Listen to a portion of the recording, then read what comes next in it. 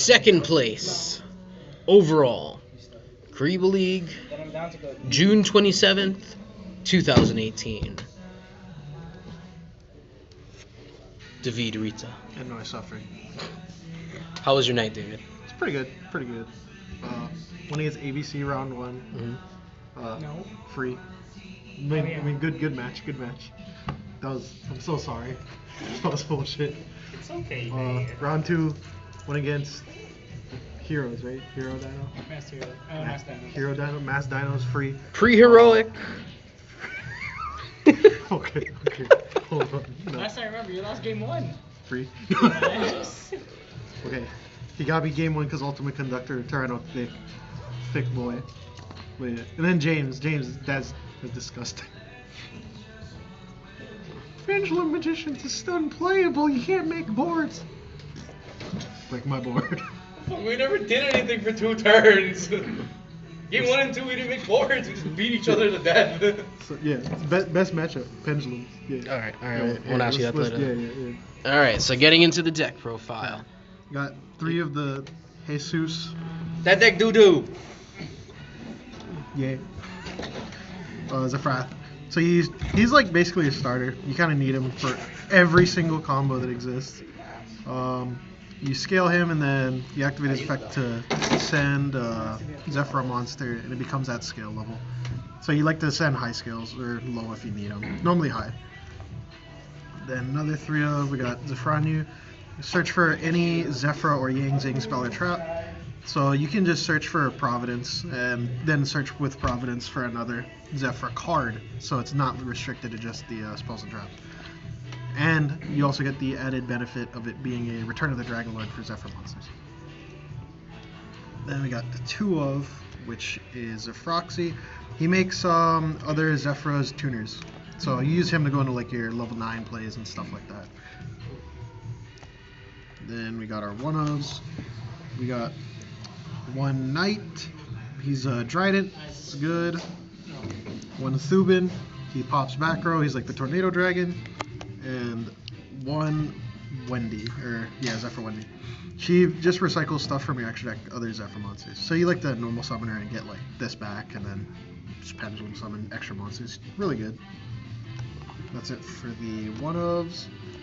And that's the entire Zefra core we use. Now we got the standard Darkworm engine, 3 Darkworm, and I was running 2 of the Supreme King Gate 0, but I realized you only need 1, because you only need to go off turn 1, and then you can just keep recycling it with like Electromite and stuff like that. Because we run any rank 7, so we never overlay with it. So we almost always have access to it. We also run the 3 Chronograph and the 1 Time Gazer.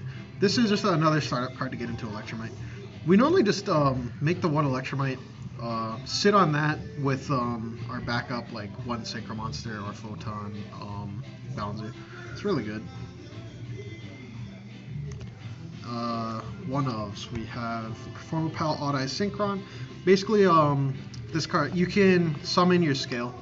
Like, so if you have this, it's a level 2. It's another way to get into level 9s and level 6s, all that kind of stuff.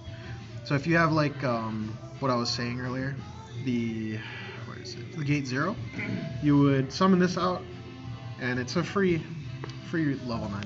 The only thing is if you pendulum summon from the extra deck, it gets banished. But it's good. 1 Jiaotu for Boxia plays on your opponent's turn. Or just, another tuner, level 2.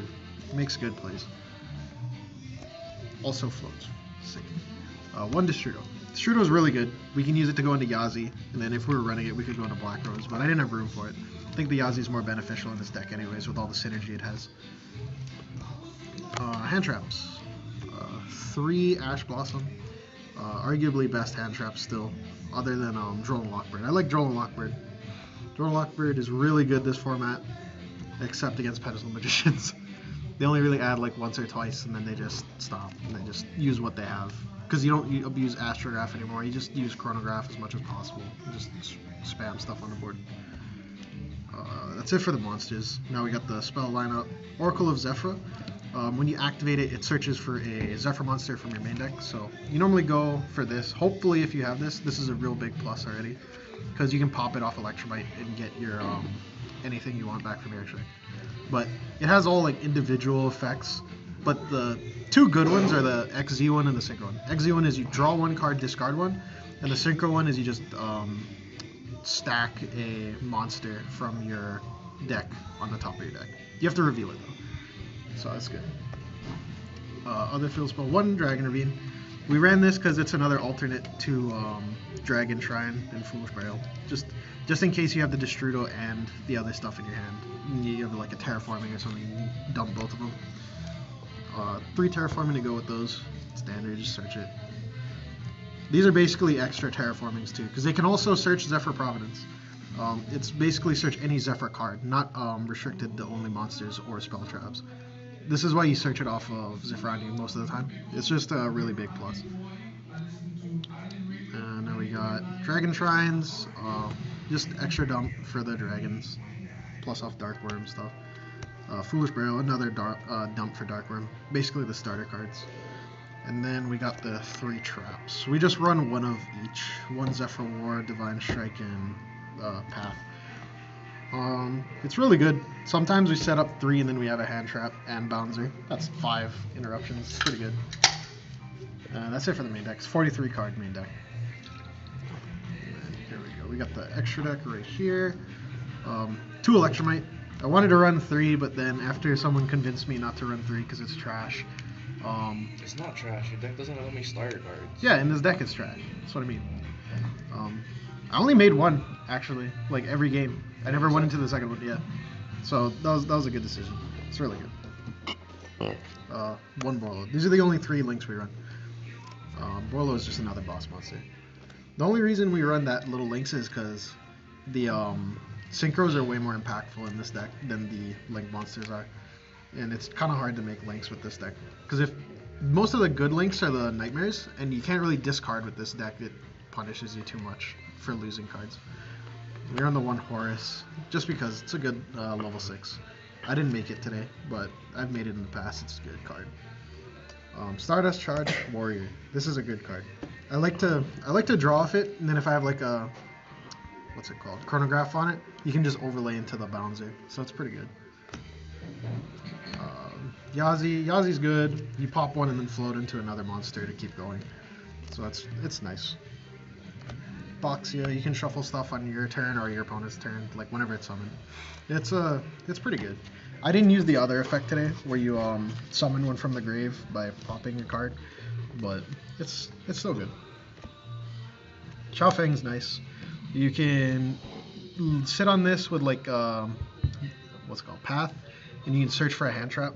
But I never really did that because I had really optimal positions for most of the day. It was good. And then if you have to, you can like crash with it for a hand trap or whatever.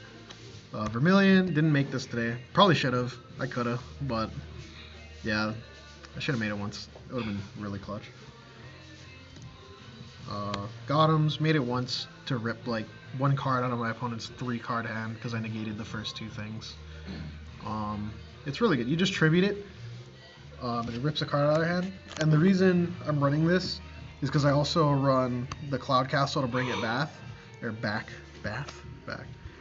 And with that, also Calamities. Just as a bonus thing. It's pretty good. You can do it in this deck. It's really nice. If you go turn 1, you can rip a card out of the hand and just sit on this. It's nice. And the rest of the XZ monsters. Tornado Dragon is a rank 4. It's good. Mist Dweller didn't go against anything that was really graveyard heavy today at all. And Bouncer. Bouncer was MVP all tournament. It's so good. I made this the most out of anything other than Electromite. It's really good. Okay. And going into the side. I sided my tokens. Nice. 3 Denko Sekka. Didn't really play against anything back row heavy today, so I didn't have to side it in. But I like Denko Sekka. It's a good normal summon. I don't run Sphere mode, so this is like my normal summon substitute. 2 Gamma Seal, just for like spot removal, like if they have a ultimate conductor or something, you know, can't chain. It's very nice. Back row removal. Twin Twister. Back row heavy format. Really good against like Sky Strikers, stuff like that. But again, no back row heavy decks tonight. Raigeki, Border Mobile. We're in the 3 red reboot. I didn't side this at all today. I just didn't feel a need to. I only really sided against like Paleo and Altergeist, stuff like that. But it was good. Not tonight. Last 3, evenly matched. Evenly matched was really good today. It won me like 3 games, I think. 2 or 3.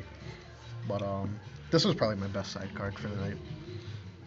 All right, that's gonna be it, folks. So, David, Yes. of your deck, okay? So, what is one of the major changes that you would make if you tried to run this deck again? One of the major changes. Probably I'd take out the Tornado Dragon. And replaced with... No, I'd keep the Abyss Dweller. Just in case you go against like Gokis, you can just make that turn 1, not their standby, just lose if it successfully goes off. But main thing is Abyss Dweller. I don't think I'd really change anything with the main deck because I think it's perfect the way it is. 43 is like perfect for this because you got all your startups that's 40 and then just the 3 traps. You only need 3. If you run more than the 3, it's kind of bricky. Like even with just these 3, it was already a little bit bricky, but you can just power through with this deck. It's really strong. All right, well, that's gonna be it. See you guys next week.